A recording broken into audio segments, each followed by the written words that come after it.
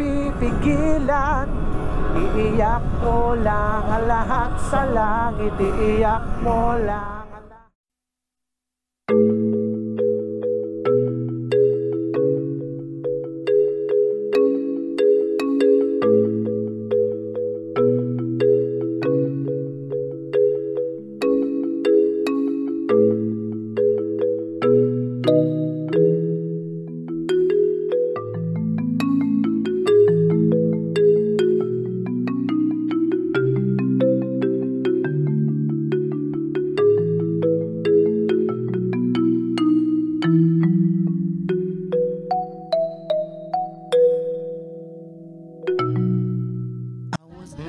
Dito na kami nag-set up sa may abandoned resort.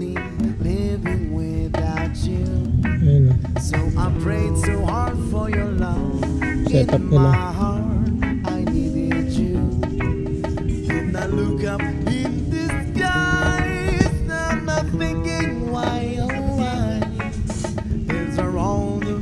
Mr. Wacky.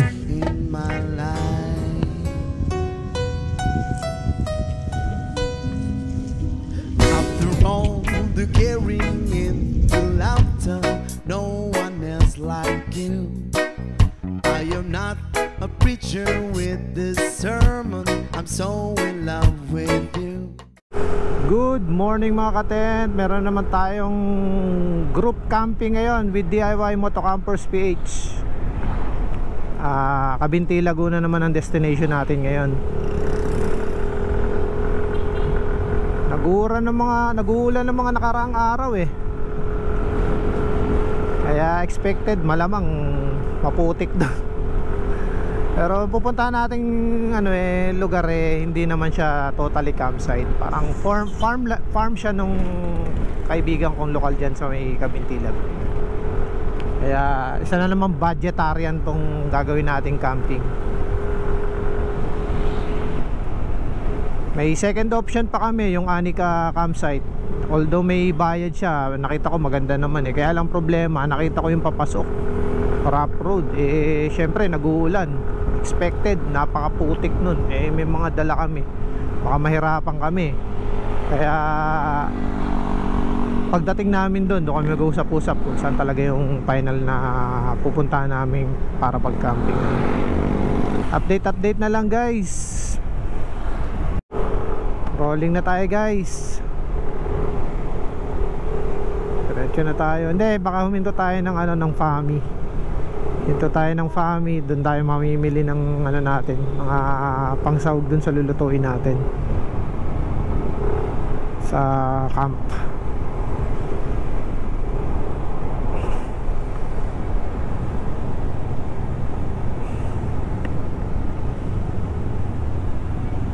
Update na lang. Rolling na tayo guys. Siguro stop over tayo sa Fami para bumili ng ng mga panlahok doon sa mga lulutuin natin sa sa campsite.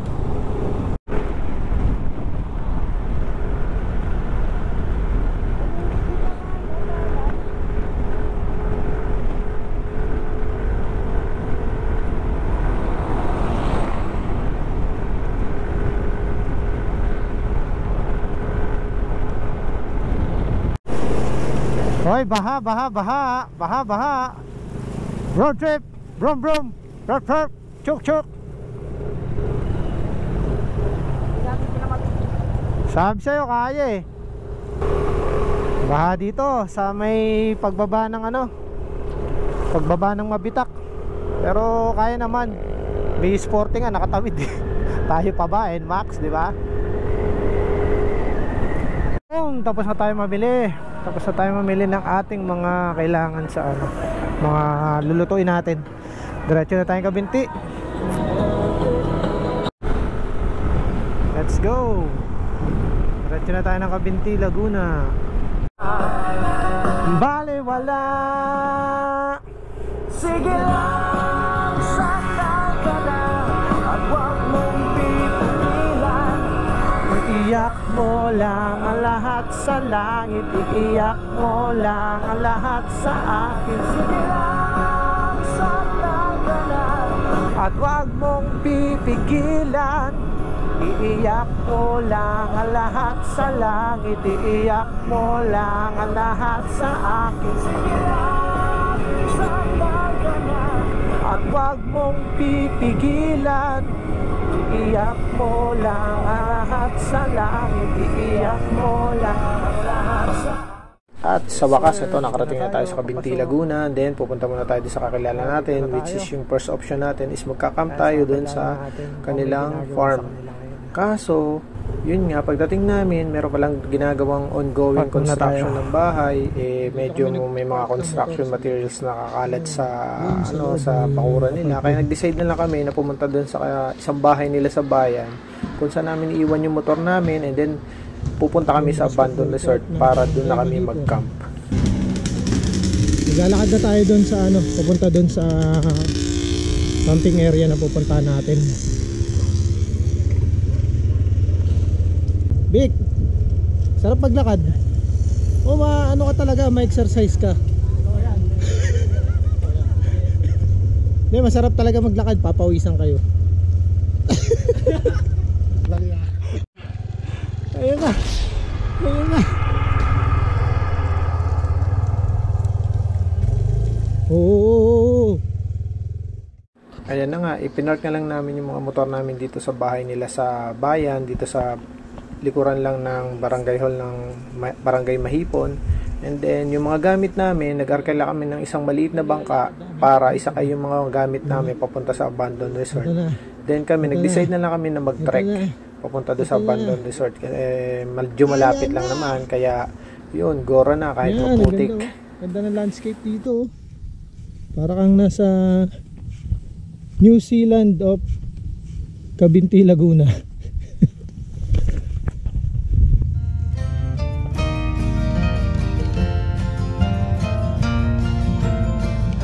And we're back again.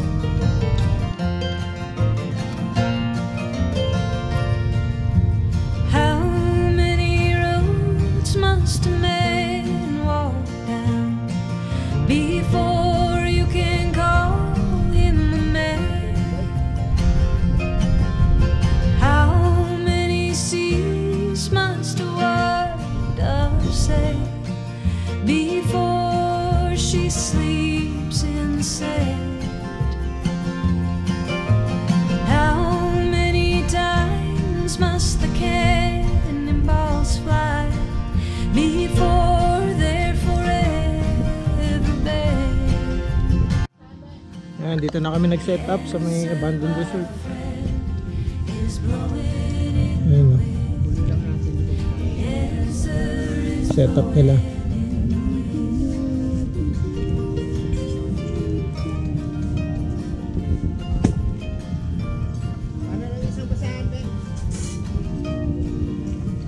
Sir Waki. Eto, nung pumunta kami one time, nakasubmerge sa tubig to eh. Tapos naliligo kami rito, sementado yung ilalim kasi ito lubog to eh. Ngayon mababaw yung tubig, nakalabas siya. Ganda oh. Ewan, kita yun, no? Mount Banahaw ba yun? Hindi ko alam kung tama yun, So, tingin ko Mount Banahaw siya. Ay, putang ina mo, ginagawa mo.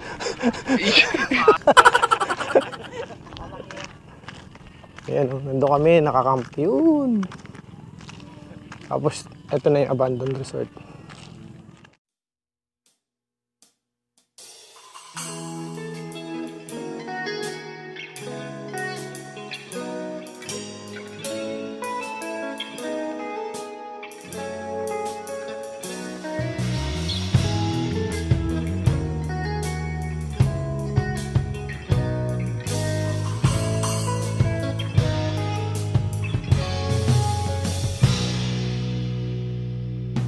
As I beg, empty hollow breast sticking in my draw. Ring, ring, ring, quiet Joe. Incoming call. It's my homie from high school, getting by. Time to bury another brother, nobody cry. Life is about the alcohol and booty call. we used to do them as adolescents till you be caught. Raised as G's, loped out, blazed the weed on the roof, smoked out, blazed with me. 2 in the morning and we still high, assed out, screaming thug till I die before I pass out. Now that you're gone, I'm in the zone, thinking I don't wanna die alone. And now you're gone. All I got left is fucking memories. I love my brother to death. I'm drinking Hennessy, or try and make it light. Drink a fifth for what ass when we pack. The life goes on, and your brother fell victim to the street. Rest in peace, big brother, there's a heaven for a G. Be alive. If I told you that I never thought of death, big brother, we the last one left. Life goes on, and your brother fell victim to the street. Rest in peace, big brother, there's a heaven for a G. Be alive. If I told you that I never thought of death, big brother, be the last one left. Yeah, brother got the word in his head.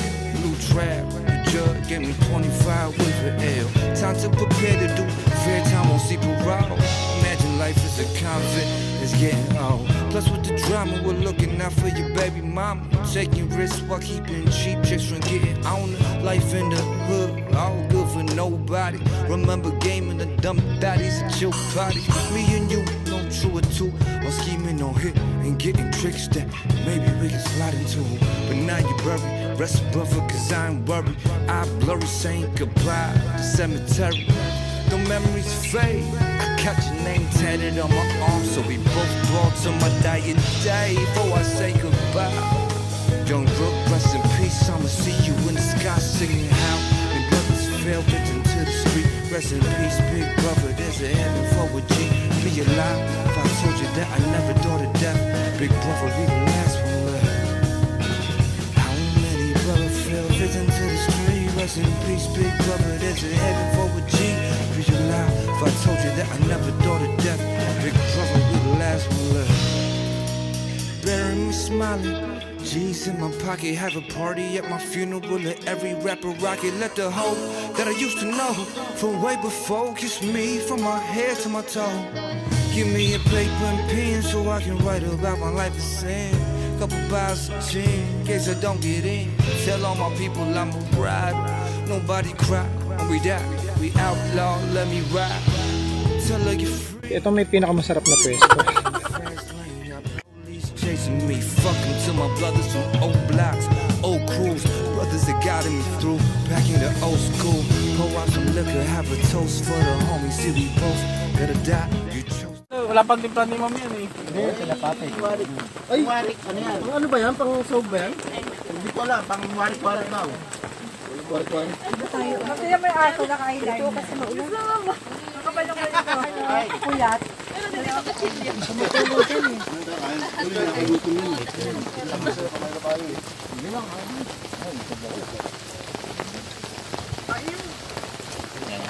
Lakay, kamusta ka na? Tayo tayo.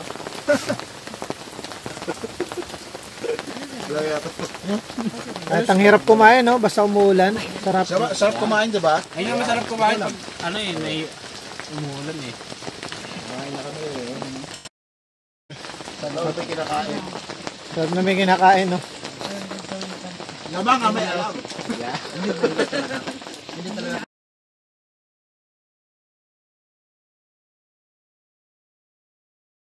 Good morning. Lamig kagabi.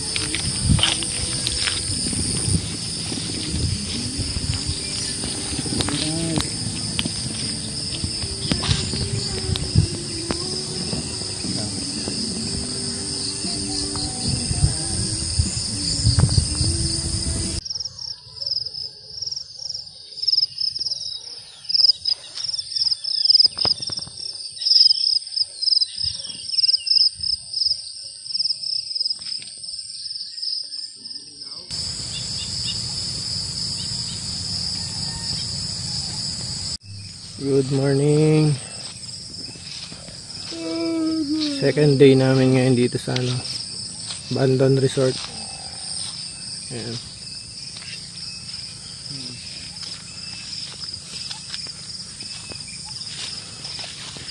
Grabe yung lamig dito, madaling araw.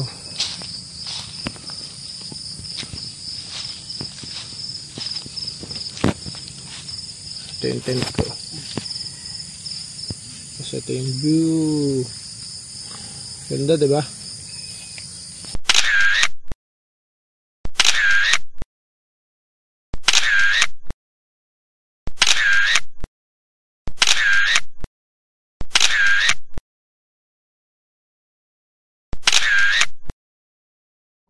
Okay, pack up na po. Sulit ang ano, ang 2 days dito. Kailangan clean as you go. Kung may pupunta sana rito, pag alis nyo, kung ano yung dalang basura nyo, isama nyo na rin. Ngayon kung may makikita kayong mga basura pang matitira, sama nyo na rin pag alis nyo. Yun, pack up na. Ayan, dinala namin mga basura namin, no? Ayan. Leave no trace tayo. Oo. Kaya nakakaya naman sa huling nag-camping dito eh. Oo. Dadali na namin yung mga basura nyo. Ha? Dadali na namin. Basura dito. Sana yung susunod na magkakamp dito, ganito rin yung gagawin nyo. Sayang kasi yung lugar. Kung hindi natin ano yun, ayan, gamit pa ng mga kasama namin yan. Hindi basura yan. Ayan. Ito yung pinag-pitcha natin ng tent. Kita nyo, malinis naman. Kaya sana yung susunod na magkakamp dito, ganito rin sana gawin nyo. Maging matik na sana sa lahat ng campers, ganyan. Leave no trace. Kung may basura kayong dala, dalhin din pagbalik. Kung kaya nyo pa magbitbit ng iba pang basura, gawin nyo na rin. Yan, the best. Yan. Super linis na dito, ha. Sana yung susunod na magkakamp, ganito rin yung gawin nyo. Kahit yung maliliit na balat ng candy, damputin nyo na rin. Ayan, lamesa. Nagiwala kami ng isang plastic container para may lagayan ka ng basura. Sino man may pepesto rito. Ayan. Malinis, diba? Yun, babay na. Another epic camp na naman to. Solid. Sarap. Mga gamit namin, babangka namin ngayon. Magte-trek kami ng mga ilang meters siguro. Kasi hindi kami kasya sa bangka eh. Yeah. Bye bye. Kabush. Balik kayo. Ayan. Kami magte-trek kami dun sa pinanggalingan namin. Nakita nyo, malinis dito. Oh. Ganyan kami mag-camp. Kahit di namin basura, dinadampot na namin. Bye bye. Wala po kaming naiwan. Kundian na lang po. Ayan. Ayan po yung pinag-campingan namin. Sobrang linis. Kaya sana yung mga susunod na magka-camp, ganito rin yung gawin nyo kasi napakaganda ng lugar. Yes sir. Yung CR, ginamit na rin na si Ryan nung dumating kami. Wala na yung bawal. Inayos na lang ng kasama namin ni Teacher D. Wala na nga lang toilet bowl. Ewan ko ba't nawala. Nung dating pumunta kami meron. Yan. Magagamit nyo yan. Yan, uwi na kami. Uwi na. Okay, dito ko na siguro tatapusin yung vlog ko kasi umuulan. Baka hindi ko na maikabit tong camera ko sa may mount yung camera ko sa ano, sa helmet. Another epic camp na naman ng DIY Moto Campers PH. Woo! Solid oh. Saan ka pa? Saan masarap mag-camp? Doon sa kung saan yung libre. Sheesh! Oy, linaw nung ano, nung bundok ko. Linaw, ganda. Walang ulap. Sheesh! Ganda rito, grabe. Hindi nakakasawa. Camp Moto signing off. Ayan na, ayan na, ayan na, ayan na, ayan na, ayan na, ayan na, ayan na. Ako ba'y nalulula? Hindi ko mapigilan.